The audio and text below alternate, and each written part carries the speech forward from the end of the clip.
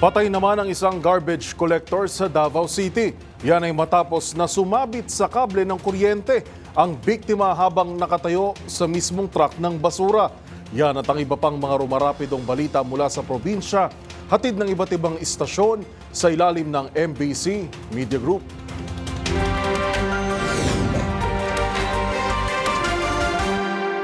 Mayong buntag usab Kuyang Angel, patay on the spot ang isang garbage collector matapos nahulog mula sa garbage truck pasado alas 7 ng umaga, Setyembre 5, 2024 sa Cabaguio Avenue, Davao City, partikular sa tapat ng Philippine Statistics Authority Office. Ang biktima na kilalang si Restituto Quirante, 60 anyos, walang asawa at tagatira sa San Isidro Village, kilometros East, Matina Crossing, Davao City. Batay sa investigasyon ng kapulisan, isang Teresa Orculio ang nakakita sa buong pangyayari. Ayon sa kanya, nakatayo ang biktima sa ibabaw ng truck ng sentro habang binabaybay ng nasabing truck ang kahabaan ng Cabaguio Avenue nang biglan lang sumabit sa wire ng kuryente dahilan ng kanyang pagkahulog. Rumispondi naman ang Central 911 matapos sila makatanggap ng tawag, ngunit patay na ang biktima ng datna nila. Sa ngayon, nasa lokal na punerarya na ang bangkay ng biktima. Ito si June Suter, una sa Pilipinas, una sa Pilipino. Isang sugatang Philippine Eagle ang na-rescue ng isang team ng Bantay Lasang sa Bagalbal Forest, Mount Calatungan, Valencia, Bukidnon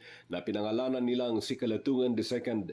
Isa itong juvenile uri ng lalaking agila na natagpuang bali ang kaliwang pakpak at tinatayang 2 araw na umanong sugatan, at dahil sa ingay nito ay nakatawag pansin sa mga Bantay Gubat team na hanapin ang pinanggalingan at natagpuan itong gutom na gutom.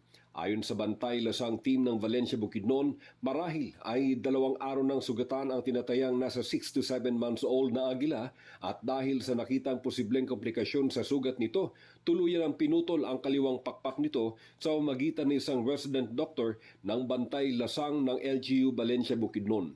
At sa sandali manong makarecover sa tinamong sugat ang agila, ililipat rin ito sa quarantine area sa Philippine Eagle Center sa Malagos sa Davao City. Nagsagawa na ng masusing investigasyon ang Bantay Lasang team na matukoy ang mga responsableng hunters na nasa Kalatungan area o Kalatungan Range sa tulong ng mga native inhabitants sa lugar. Ako si RH19, June Di Makuta, una sa Pilipinas, una sa Pilipino. Hindi pa rin natatagpuan ang katawan ng 16 anyos na binatilyo na nalunod sa isang ilog sa Mamaga, Balilila, Trinidad, Benguet noong linggo, Setyembre 1. Pahirapan ang ginagawang search and retrieval operation ng mga personnel ng Bureau of Fire Protection, PNP, Municipal Disaster Risk Reduction Management Council at iba pang volunteers dahil sa malakas na agos ng tubig dulot na walang humpay na pagbuhos ng ulan. Ayon kay Lieutenant Colonel Benson Macliing, hepe ng La Trinidad Municipal Police Station, pinalawak nila ang sakop ng ginagawa nilang paghahanap sa teenager.